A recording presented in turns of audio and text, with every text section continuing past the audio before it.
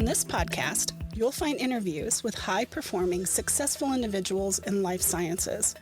On a weekly basis, we cover their proven methods, principles, strategies, and mindsets to implement new technologies that scale to meet the needs of people in our world.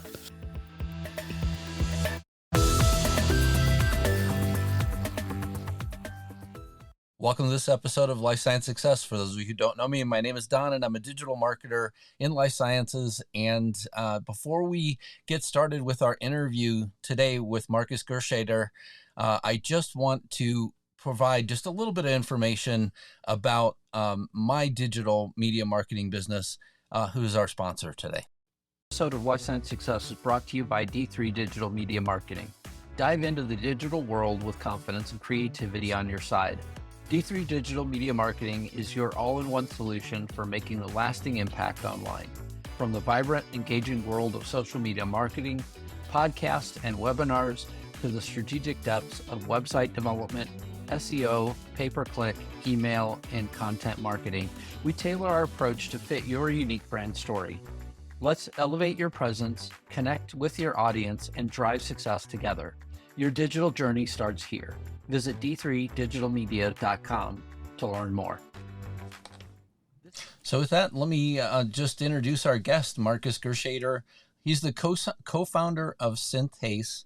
Markus is a visionary in the field of synthetic biology, dedicated to transforming life science R&D through innovative AI and cloud-based platforms. So with that, welcome, Markus. Thanks, Don. Yeah, nice to be here. Yeah, it's great to have you here. And one of the interesting things with regards to synthetic biology that I always find is, one, I feel like there's a definite evolution that is happening, and I could only imagine the world that you live in. and secondly, there seems to be a lot of overlap. So I do look forward to, just getting into, how is Synthace, different, and those sort of things as we go through. But before we get to that, could you just take a minute and introduce yourself a little bit more to the audience, as well as just talk a little bit about what brought you to the field of life sciences?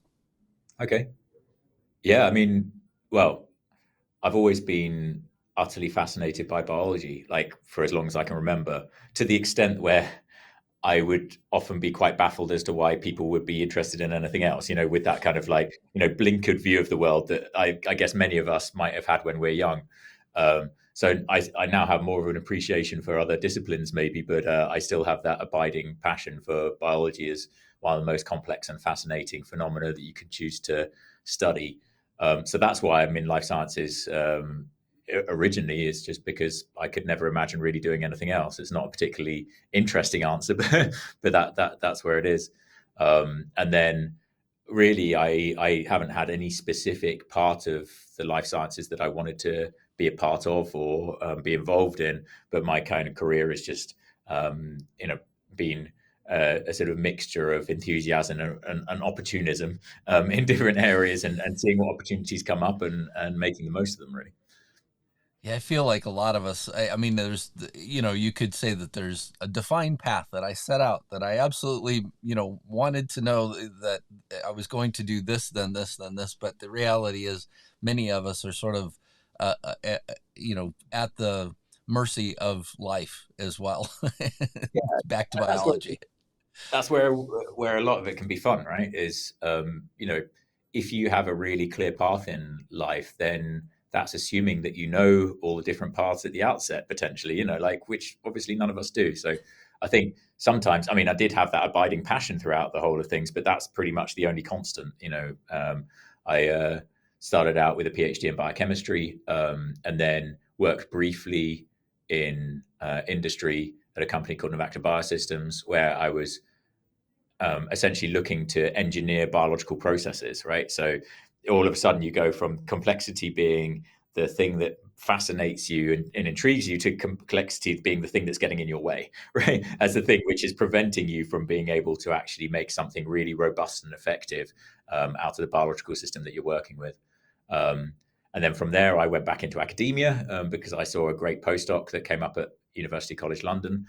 And it was while I was there that we co-founded that we founded Synthace. So yeah, I mean, I've sometimes been asked to do kind of careers talks and all this kind of thing, and I don't know how helpful you can be really, except for just saying, hey, just look at the opportunities in front of you and go with in the path that seems to take you the most. That's been my, and then I've been really fortunate, I think. I mean, it always has to be acknowledged. If you end up in a situation where you get to do what you love on impactful things, then I think there has to be a bit of good fortune in there as well, right? Yeah, I feel like especially whenever it comes to fields like biology or life sciences, I feel like so many of us, sort of run into the same people over and over again. There's a lot of the same sort of space that we're all playing in, but at the same time, the field is so broad. I mean, there's so many things that you can do in life sciences. So you could decide to go down one track, and that leads you down, a totally different set of things that you could possibly do. And obviously, right, to your point, it needs to be interesting at some level. So, yeah. I mean, I'd like to think that there isn't much of life sciences where you're not going to find something interesting. But like, again, just to its complexity, obviously that means that there's so many areas that you could go in very deep specialism in any one of those, right? And I'm not sure that really suits my personality, though, to be honest. I'm more of like a systems thinker, I guess, as opposed to like someone who really gets down into the nitty gritty details of things. I really value being able to work with lots of different kind of ways of thinking, right? Different people with different ways of thinking, because it's in that kind of synthesis that you really start to get to grips with the problem. Yeah, absolutely. So can you tell us a little bit about what motivated you to co-found Synthace, and how has your vision evolved since the company's inception? So I guess, I alluded to it earlier. I did my PhD in biochemistry up in Durham University, and like a lot of PhDs, it was a bit of a slog, right? And you're trying to sort of chip away until you get enough results together, and you kind of hope that you're going to find something of some kind of conclusiveness, so that you've got something that you can write up and publish. And then I went to this company called Novax Biosystems, and essentially what they were doing there is the bit that I was working in is doing biotransformations. So this is where you're basically doing chemistry, but with biological systems. So that's either an enzyme to catalyze the reaction, or even whole cell systems where you put in a substrate, and then it gets converted by that microbe into whatever the outcome is that's needed. And so then, not only do you have all that complexity to deal with, but you don't have the 3 to 4 years of time to chip away to make it work. And I was challenged quite early on with a process which had been developed in an academic environment, which I then needed to industrialize. Essentially, this is what the Novacta role was within that particular consortium. And I had 4 months to do it in, and I needed a robust and high-yielding process out the other end. And I sat down and worked out all the different things that I might want to investigate in order to do a rigorous job on this, right? As an ambitious young scientist, I wanted to make sure I was doing the best possible kind of industrial job that I could, because I was just new into industry.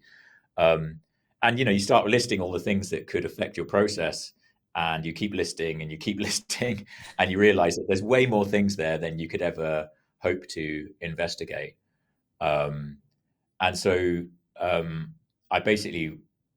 was very fortunate, because actually my dad originally worked in the field of process development. And so he's got a lot of experience in it. And he'd been talking to me about multi-dimensional ways of experimenting. So testing many things simultaneously for a long time. It's a process that's often referred to as design of experiments. And he'd been trying to convince me that I should be working this way for quite a while. And I was kind of like, yeah, he's my dad. What does he know? And so, I plugged away at this PhD largely without thinking about that at all. But then when I was in this industrial setting and I had this deadline and a complex system to work with, I was like, maybe the old man might have known something after all. So I picked up the phone and basically said, "Oh, Daddy, I've got all these factors I need to test. Can you teach me DOE?" And he said, "Well, not over the phone, I can't." But long story short, basically, I started using this methodology where you're looking at many different hypotheses simultaneously, and it turns out that it's super powerful, right? And it's not a particularly new methodology. It's been around for quite a while, but it's one which is largely neglected within the biosciences, unfortunately, because the biosciences is all about that multidimensional space. It's all about how many different things can interact together to then generate the emergent phenomenon that is life, right? That is what biology is. And yet we look at it in a reductionist way of thinking about, okay, what's each of the parameters that we want to check out. So when you start looking at it in this more kind of holistic way of looking at lots of different parameters simultaneously and the way that those parameters interact together to give the biological system, all of a sudden it's like you're using a tool which is actually suited to the phenomenon that you're studying, right? And so instead of laboriously having to inch by inch make progress and 2 steps forward, 1 step back, ambiguous results, things that work one week but don't work the next, all things that are really familiar with anybody who's worked in a bioscience lab, right? Instead of that, all of a sudden I had this feeling of, oh wow, I actually understand what's going on in my system. I know where I need to move next. I know how I need to iterate. I know what conclusions to make. I've got all the statistical significance backing stuff up built into this experimental design in the first place. And long story short, for that 4-month process, I managed to improve the yield of that process 7-fold in 3 weeks. Wow. And there were tough weeks, there's hard work. And Yeah. I'd love to say it's my genius, right? But it wasn't. It's just because it's actually using a methodology that is much better suited to biology than the sorts of experiments that we are trained to run, right? Right. So in that way, it's quite simple. Anyway, so that basically means, hey, I can now see that maybe the ways that we are doing biology aren't necessarily the most effective ways, right? This is a really, a massive, startling kind of jaw drop moment that I had of oh, wow, the way that I've been taught to do biology doesn't necessarily get us where we need to go. And that's a bit of a moment which is both exciting and sort of frustrating simultaneously, right? Because it's well, hang on a second, I mean, DOE's been around since the 1930s, right? It's not a new method at all. And it was actually developed first in the biosciences. It was developed on an agricultural research station that's just north of here. So I'm in London, and there's an agricultural research station called Rothamsted. And in the 1930s, there was a statistician there that worked out, oh, we could do much more effective experiments, right? So, when I did my postdoc at UCL, it was with the knowledge that actually we can do things fundamentally differently and we can do things fundamentally more powerfully. And so then when an opportunity came up to start a company, it was with this at its foundational heart, right? So yes, we called ourselves a synthetic biology company at the time, and we certainly were in a lot of ways. The definition of synthetic biology is an interesting one. I tend to think of it as basically the intent to systematically engineer biological systems, right? And actually, in the UK these days, it's often referred to as engineering biology these days, which I think is maybe a better name for it. But here was this methodology of multi-dimensional experimentation, which did give predictivity, which did help you to understand the fundamentals of the system you're working with. And then at the same time, when we first founded Synthace, it's when the ordering of new genetic parts, the new of new bits of DNA was becoming routine, right? So Right. all of a sudden, we could just get whatever DNA we needed to try and engineer a system. And so you combine these two things and you basically have, okay, so we can look at all the different ways that maybe we can grow cells, all the different things we can feed them and that kind of thing. But then at the same time, we can systematically vary the genetic components within that organism, right? And so then you can see how the genetics interplay with the different environmental factors that you're imposing on that system to try and then get the phenotype that you want, right? So, genetics plus environment equals phenotype. So it's a way of trying to systematically explore biology such that you can get a particular biological outcome. And that was kind of that. It was that the promise of that kind of way of working, and the evidence I'd already had around a lot of it, which kind of motivated us to say, okay, yeah, there's a new venture that might be able to make use of this, and there's a good reason to start something and see what we can do with it. I'm glad to hear too that, I mean, I just to kind of rewind a little bit of the story that you told. I my father, I know a lot of times whenever I would talk about problems that we were seeing at work, he had a quality background and had a deep statistical background as well. And he constantly would sort of inject himself into the problem and sort of say, well, this is how I might consider, solving that particular issue. In my past, I've run into some people that have really sort of taken on DOE and really made this a part of their life, and Right. and I feel like the more that you can sort of understand the parameters around leveraging DOE, the better you can use it to really design something that in the end will do what you want it to do. And to me it's absolutely amazing. But at the same time, going through my Six Sigma training, we had to use in the classroom, we used a toy catapult and built Right. a foil ball and had to predict like what would the actual landing point be for the foil ball. And not certainly as complex as what you were trying to do, but at the end of the experiment, we were able to say, okay, so here's exactly where this thing's going to land, the trajectory, and roughly how we need to set the catapult to be able to hit the spot that we're aiming for. So an amazing tool set by far.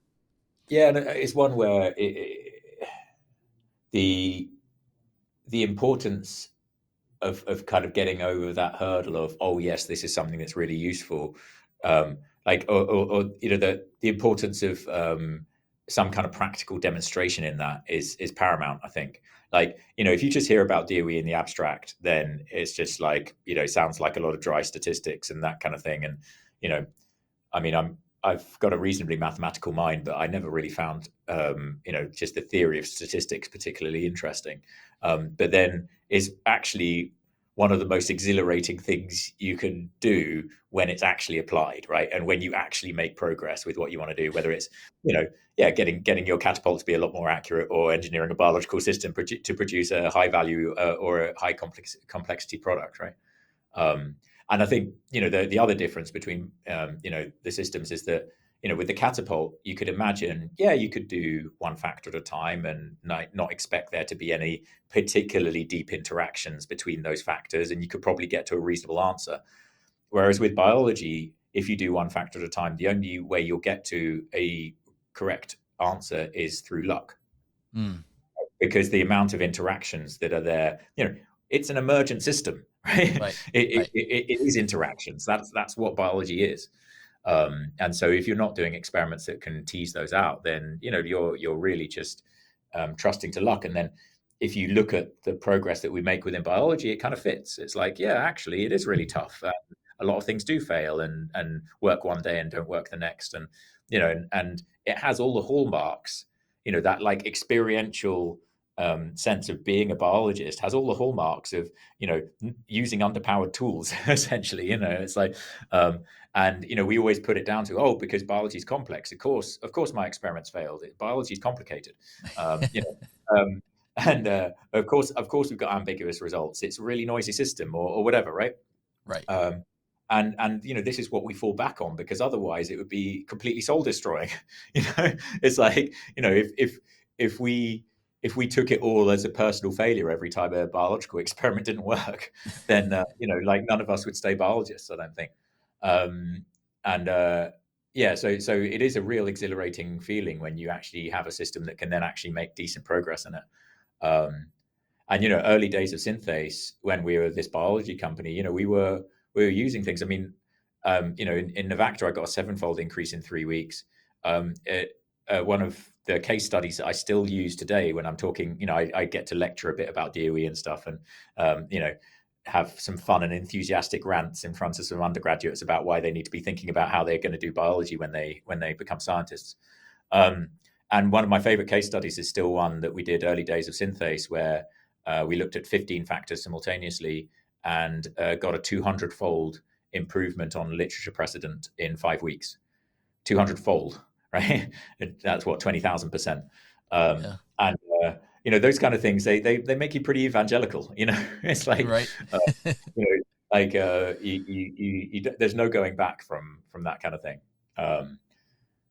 But fundamentally, like, there's one thing about having a really powerful methodology and technology and know-how, and then there's quite another about then actually making that into a really successful commercial enterprise, right?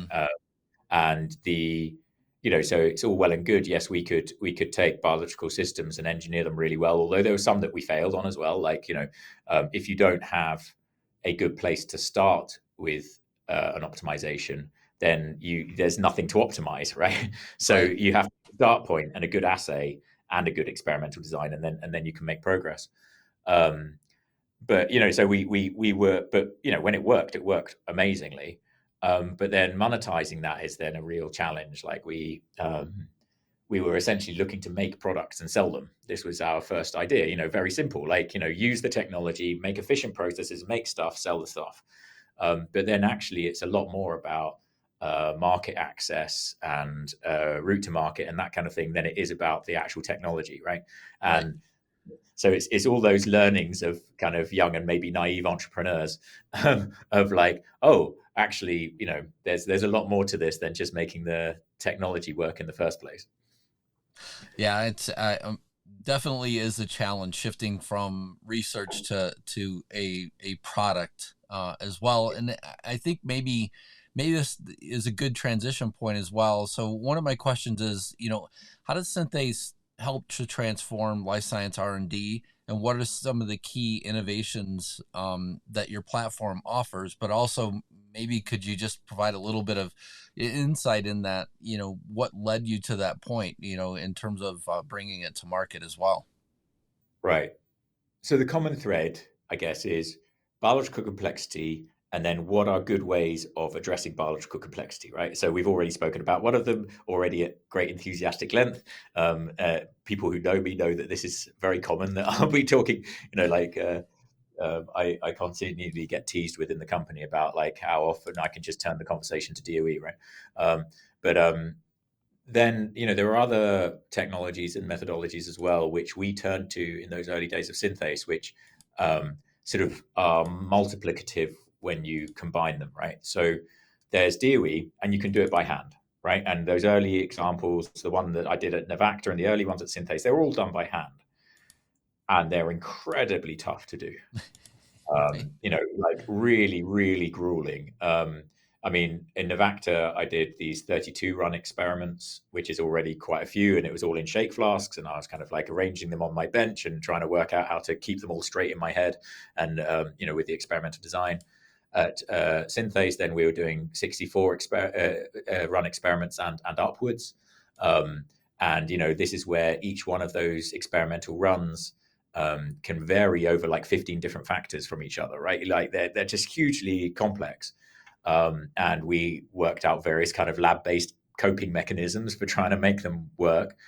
But fundamentally, we realized that really the most powerful way of doing these kind of experiments, and frankly any experiment, is to automate them, right? So, and this is not something which is an insight that's unique to Synthace by any stretch. I think everybody kind of appreciates how automation can have a lot of potential in the life sciences, and has already delivered a lot in the life sciences in certain domains. But then the problem is like, yes, automation's great, but DOE and similarly powerful experiments are hugely complex, and so programming into that device about how to actually do that experiment is really tough. Like, if you do it just at the level of moving liquids about, then it will take you maybe a week or two to actually program the device, and then you run the experiment once and you never run the same experiment again, and so then like there's no return on investment for all that programming effort.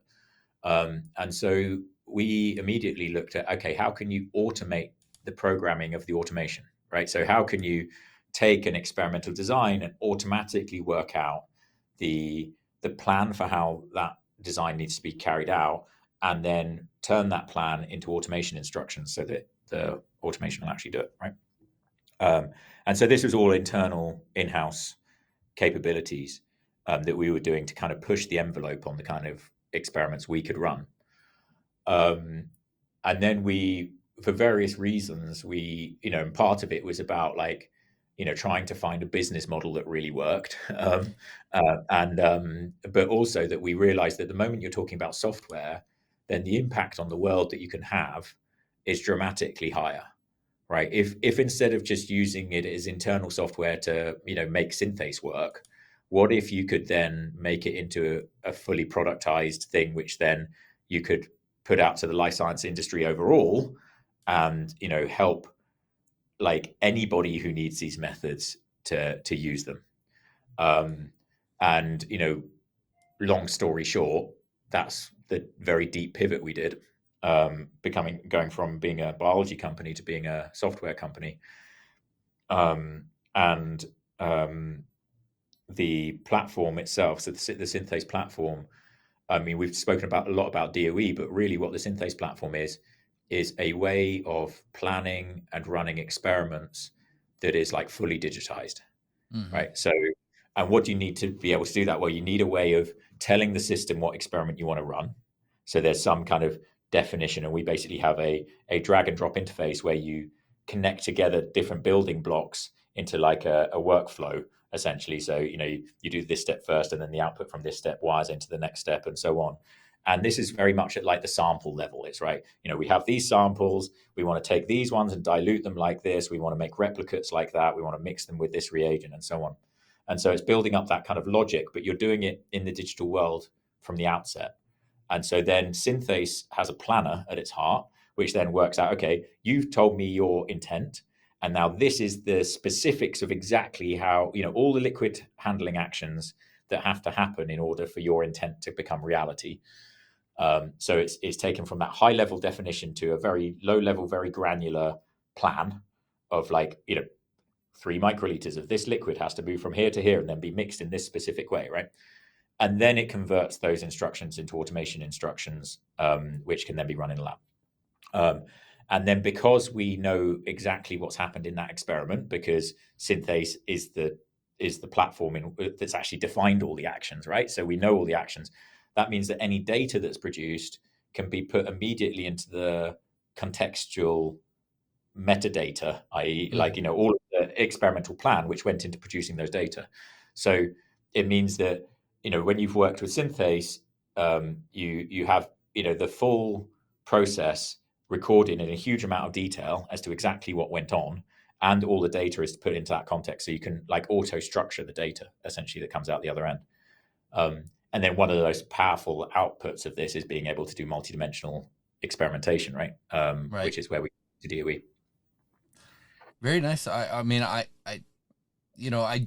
know how difficult it is, though, transitioning a company from a very research intent, company, and then productizing that and finding the fit. In terms of the, kind of the journey that you made in that, I would imagine that it wasn't all just inward facing, you sort of looking at how processes or biological systems are developed, but more or less, also involving people that would be in the end, customers as well. How did you sort of make that transition? Yeah. I mean, I'll be honest, not nearly as resolutely as we should have done in retrospect, right? We had really clear vision from the outset that that there were better ways of doing biology, and that, like this combination of digital tools plus automation plus multifactorial experimentation, can be truly transformative. And actually, to our credit, there's nothing that's happened since that which has made me think anything otherwise, right? It's absolutely amazing seeing the kind of experiments which our customers now do with Synthace. They take it, and they take it still a step well beyond what I could have envisaged, which is fantastic. But when you have such a strong internal vision, that doesn't mean that you shouldn't combine that with a lot of just very detailed research into the realities of the life which your potential customers are actually living, right? Um, and and that's particularly acute when you're asking those customers to make quite a radical change to the way that they're doing their science, right? Right. And so, like, again, I think I hope that most people's entrepreneurial journeys are ones where they make mistakes, and along every step, because that certainly feels like the journey that I've been on. But it's one of those things that I definitely look to change, and is about the degree to which we looked to tailor what we had to the realities of the way that people work in the lab. It's it's been a hard one learning, and these days, we have our scientists go and sit next to scientists, because my team in Synthace is still the lab team, right? We still have a lab, because we need one to be able to make sure that the software actually makes robots run in the way they should, and actually produces good results. But the other way, things that our biologists within the company do, is they go and they really learn about the science that people are doing, and make sure that actually the platform is set up in such a way that it can deliver on exactly what those scientists need, as well as potentially kind of nudging them a little bit to kind of say, oh, and this experiment, actually we could do that in a much more powerful way, right? So you're kind of sort of continually trying to move the thinking on a bit about like the way that we approach our science. So it's not a small undertaking that we've embarked on, but it's one that feels very meaningful. But yeah, going back to your original question, I think if you reran the tape, I'd be looking for us to spend an awful lot more time with scientists and their leaders, in those early days when we were first, transferring over to being a software company. And you could talk about all of the transitions we had to make in terms of hiring software engineers and all this kind of stuff. But actually, the biggest transition that we've done over the years is really understanding about how to make a product, and not a physical product. If the original business model had succeeded, then we make a physical product, we make sure it's high enough quality, and we can make it in the quantity and yield we need to, and then you ship it, right? It's like market access is an issue, but unless you're bringing something radically new to the market acceptance and that kind of thing isn't such an issue, right? Right. But with a software platform like this, it's all about making it so that it fits within people's lived reality in the lab. Yeah. So my people that listen to the podcast know this, but my background is much more in like business operations and digital marketing. But so when you look at the way that people are doing experiments today, how often do you feel like AI and machine learning is being integrated into the things that they're doing, naturally? And then how much of it is, people are still using, older methods to continue to develop things? I mean, is AI and machine learning much more readily available, I guess, for everybody? And are people using it is the question. I mean, it's a landscape that's changing all the time. I would say for the people that we see the most, i.e. lab scientists, I'd say that AI is almost non-existent, right, in what they're doing. And but then, you look at the way that, pharma companies are transforming how they're doing discovery, for example, then you see a lot of AI there and actually being used, with, some really exciting success. So for specific use cases within the value chain, I think AI is already starting to show, this latest wave of AI, I guess, is really starting to show how valuable it can be. But I think there's quite a long way to go before it's a kind of, well, a sort of ubiquitous tool which people have in their armory, right? And I mean, when we talk about AI, it's a bit of a nebulous concept, and because actually it encompasses so many different tools and strategies. Um, and I think over time, what we'll see is just more tools suited to specific purposes being deployed in different parts of the value chain and different parts of the discovery process. And so, as each one of those starts delivering, then we'll see an overall transformation of the space. And in the same way as I was referring to DOE being a tool that's just dramatically better at working out biology than like more sort of traditional ways of doing experimentation, I think that AI holds the promise of, like, of all disciplines. I think that biology is the one that needs AI the most, right? And that AI will be able to help the most. And this isn't just hype. It isn't just, it's because, again, look at the nature of biology and look at what AI is good at. AI is very good at inferring underlying patterns in very, very complex systems with huge amounts of data, right?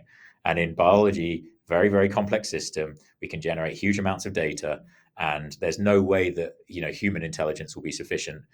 No way that DOE will be sufficient by itself to unpick all of that. And so the prize is massive, and it's worth going for. But to answer your original question, yeah, it's got a fair way to go, I'd say. Yeah, I mean, even even just in sort of the AI models that are out in the public, right? I mean, there's a variety of people, I feel like, that use AI for different things, but then there's certainly other people that just haven't found a use case, or think that it's some sort of technological hype, and so Yeah, maybe they're not taking a look at it, but it will catch up with all of us, because I feel like it's getting built into everything that we have. So yeah. yeah, and it already was, maybe even well before, people really thought about it in that way. When you ask Google Maps to tell you the way to get somewhere, like, okay, you might not realize that that's got some algorithms in the background, and some models in the background that are telling you the best route. But that's and nobody uses paper maps anymore, right? So I think yeah. I mean, it's like any other kind of tool. I think what can be really helpful is, there's a I don't know exactly what her role is, but she's kind of like a, a sort of policy stroke ethicist, who I've come across before in the synbio space, who's also written a lot about AI, called Hilary Sutcliffe here in the UK. And she has something really helpful, I think. And she says, whenever you hear the term AI or read the term AI, just mentally in your head exchange it for software. Mm-hmm.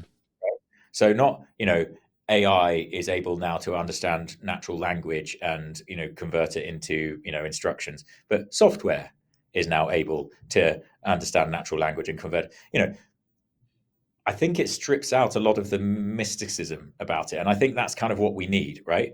Because it is this, it gives you a much better sense of the pragmatism around it. And then, you want to see how powerful it is. Well, give it a go. You know, I mean, Right. anybody who has an opinion about ChatGPT who hasn't actually used it, right? I mean, it's the way that you can really learn about where its strengths and weaknesses are and understand it as a tool, right? It's funny. We've just had some job applications recently, and I was just chatting with one of my team, And he was saying that we had some applications where not only had they generated the cover letter using ChatGPT, but they then hadn't taken away the comments that ChatGPT has at the bottom. Basically saying, if you use a cover letter like this, it will emphasize all your strengths and put them against so it's like, and the funny thing is that if they'd used ChatGPT well, and they'd generate a cover letter such that we couldn't even see it, well, great. It shows that they can use, but the fact that they used the tool but used it badly, that kind of reveals a lot. So yeah, there's huge potential for it. But I think, for it to really take hold, there's a lot of things that are going to have to happen. One thing, the tools will have to be both relevant and accessible, obviously. But the main thing is about the data for me, right? I went to a conference recently, and I was in an AI track, and honestly, sometimes I feel a little bit fraudulent in those kind of tracks because I'm much more about experimental design and this kind of thing rather than if you ask me which AI algorithm to use on something, I won't have a clue, right? So I know very little about the actual mechanics of how machine learning works. But I was in this track nonetheless, and there was a guy who was talking before me, and he just had this fantastic slide, and it was like, to the kings and queens of AI, data is God, right? and I just love it, and I've been stealing it ever since. It just, what AI is really good at is taking these huge, very complex data sets and trying to make sense of them. But it needs the data, and it needs the data to be both comprehensive to the thing that we're looking to learn about and of very high quality. It can interpolate, but it can't extrapolate so well, right? So if the thing that you're trying to learn about is outside the realms of what the AI has been trained on, good luck. It's not magic, it's software, right? So it's like when when people expect LLMs to somehow be magically intelligent about things that aren't language, right? Or that can't be inferred from language. It's like, when you try and get an LLM to play chess, it takes its own pieces, right? Or if you look in the lab, right, then it doesn't understand how a lab works. It's going to do like the equivalent of trying to pour a pint into a shot glass, right? Because it doesn't know the physical constraints of what you have to do there. So we've been looking to integrate like the power of things like LLMs into the lab.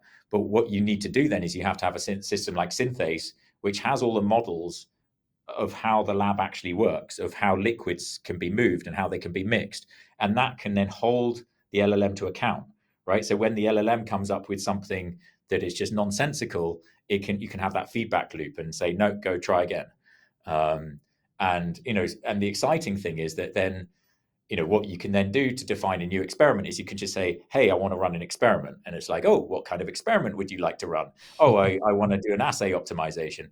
Okay, when doing an assay optimization, you need to think about these things. Ding, ding, ding, ding, ding. Can you give me, and so instead of it being a process where you have to think about every detail off your head and do a lot of planning yourself, and then digitize that, like that concept in your head, you can actually have this kind of interactive way of defining a new experiment, which is amazing, right? Really, really exciting. Yeah, I mean, there's still a lot of work to be done there, but I think there's a huge potential for this kind of thing to transform how lab work's done. And then when you make those amazing multidimensional data from running very sophisticated experiments, then what an amazing data set to then train future AI on. If you've developed 50 assays in your assay development department this year, then what can all those data sets tell you about the 51st? Right. But do you want to do that as a human? Hell no. I want AI. I want software to help me with that. Exactly. Yeah, absolutely. So let's talk a little bit about the market potential for this as well. So how does Synthace improve the ROI on pharmaceutical innovation for labs that are operating as a business? So the magnitude of the change is that if you go from running, I guess, at one extreme, manual, one factor at a time experiments, where you're basically thinking, as my experience as a scientist, what factor should I test next? How many replicates should I do to try and address biological noise, et cetera, et cetera. And, I'm going to do that experiment this week, and then I'm going to get those results, and I'm going to do another experiment next week, and so on. When you move from that kind of incremental experimentation, one factor at a time, to multifactorial experimentation, that's already a step change. When you then incorporate automation on top of that, that's a multiplicative step change on top of it. I only preamble this because the claims I'm about to make are a bit like they sound like just hype when actually they're just science, right? So we've seen that when you go into functions like assay development in early discovery, so all discovery programs rely on assays, right? Until you have an assay, you don't have a program. And so assay development is absolutely critical. And typically it takes about 9 months, give or and it varies a lot, but on average it takes about 9 months. And this is on the critical path for drug discovery. And also the quality of the assay that you then produce will have an impact throughout the whole of the rest of your preclinical drug discovery, because that's the way you're producing data, right? We have shown that if you do automated high dimensional experimentation using Synthace, you can slash the time taken to develop a new assay by up to 70%. So this is months taken off the critical path. And the quality of the assay that comes out can be dramatically better. So it means that so they use a measure called Z prime, which is basically like a very stringent signal to noise measure. And we've had it dramatically improved Z primes, dramatically improved assay windows. And incidentally, because you understand the system so well, you can also see the bits you can strip away. So often you can get rid of like large amounts of expensive reagent, or use the minimal amounts of an expensive reagent. So you can do it at lower cost as well. Right. So this is why I had to preamble with why this works, because right. I'm now claiming you can reduce time, you can get dramatically higher quality and reduce costs. Right. And usually you have to pick between those. But it's the difference of using tooling and methods which are dramatically underpowered for the system you're working with to actually using something that's actually appropriate. Right. Or even, dare I say, powerful. Right. And so in terms of the actual, figures of how much that's worth, it's very difficult to calculate. You could do some basic calculations. So there's a great tome that's published by the NIH about assays in discovery, the Assay Guidance Manual, I think it's called. And I think it runs to about 1,600 pages now. But in the first chapter, it has a drug discovery process itemized out. So you can actually see proportionately, this is how much would be spent on assay dev. This is how much would be spent on running assays. And you can do some, relatively conservative modeling using that for a big pharma, and and you model in the savings that I've just described. And you can be just in savings alone, anything from 5 to 20 million a year per pharma company.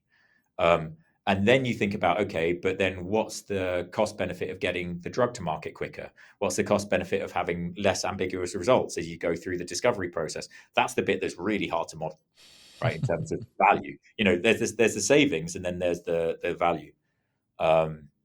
So where it's possible to get that proper transformation of a function like assay development, like, actually, have those scientists now doing science in a dramatically more powerful way, then the value is massive. And it's just the start, right? I think the ultimate objective is, all well and good if you can improve preclinical drug discovery, and improve the efficiency and the efficacy of that. Brilliant. We all want to do that. But the main thing is, and there's I was reading a great review article by a guy called Jack Scannell a few weeks back, and he had done the modeling of the importance of having of your preclinical models, so either your cell-based or animal models, the importance of the correlation of those models to actual clinical outcomes, right? And obviously that's important. We all know that's important. Like, there's no point doing experiments if they don't have some kind of relation to the clinic. But what's amazing is that actually, if you just improve that correlation, so correlation coefficients are measured between 0 and 1, right? And if you improve that coefficient by just 0.1, that's the equivalent of increasing your throughput of the number of candidates you test by 10 to 100-fold, right? So like it's like something that seems like a really subtle change, Right. but it has an absolutely immense impact on your chances of actually succeeding in the clinic, disproportionate to what you might intuitively think, right? So the real goal, the real prize here, I think, is using this kind of methodology and combining AI in there as well to make the most clinically relevant cellular models that we possibly can, right? So taking patient-derived cell lines, converting them into stem cells, and then into highly complex 3D cell tissue culture called organoids, which can then give us the best possible model of what a particular drug might actually do to for patients in the clinic. If we can do things of that kind of complexity routinely and efficiently, then we're not just impacting on preclinical research, but we're actually impacting of the overall success of the overall process. Yeah. And that for me, I think, is the ultimate prize for doing this kind of transformation of wet lab experimentation. It's about doing way more meaningful experiments, which can then mean that therapies can be discovered way more reliably, and frankly, therapies that might not otherwise be able to be discovered. I mean, that's quite an aspiration to go for, but I think it's actually within reach, which I think is really exciting. Absolutely. So, last few questions, primarily focusing on you. So, what inspires you? What inspires me? I think it's the idea that we might be able to understand and work with biology in a way that might have seemed utterly impossible. Right? I think that biology is both beautiful and complex and also incredibly brutal. Right? I think the majority of us will unfortunately have experienced that brutality. It has absolutely no sense of justice or what is right. People can just be taken from us in the most arbitrarily brutal way by biology, right? This thing that I've been talking about as this wonderful thing all the time, it is also utterly brutal. And the idea that we can somehow start to get some semblance of control, some semblance of ability to actually understand these systems and work with them such that it becomes dramatically less brutal. Yeah, that inspires me. Perfect. What concerns you?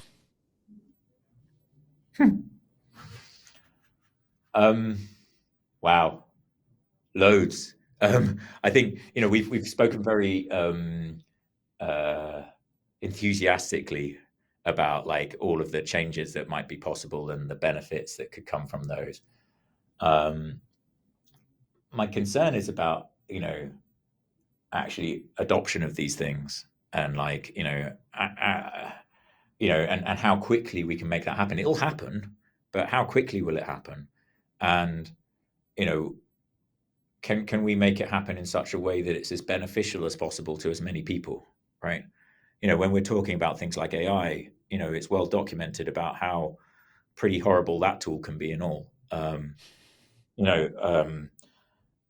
The kind of biases that are baked into LLMs because of the data set that we fed them with. They've got all the biases of the internet, and they've tried to smooth the rough edges off them, but you still see them. And like any tool, there's the whole dual use thing, right? It can be used for good, it can be used for ill. We've already seen, we've just had some elections over here in the UK, and there were deep fakes of particular of one particular politician, showing that he did something which he completely didn't, but it went wild on social media, right? So I don't think when you're talking about powerful technologies like these, it's at all reasonable just to think about the positives of them. But yeah, I just want to move fast. I want these things, these things that these things that have the potential to do so much good. Let's do them already. Right. Yeah, and I mean, I'll just take a quick aside to this answer as well. I mean, it almost seems to me like there needs to be, similar to any new technology or new sort of experimentation any large pharma company, needs to be doing. It seems to me like there needs to be like an office of experimentation with all of these tools. What are the good things, that might help the company, and what are the things that might not?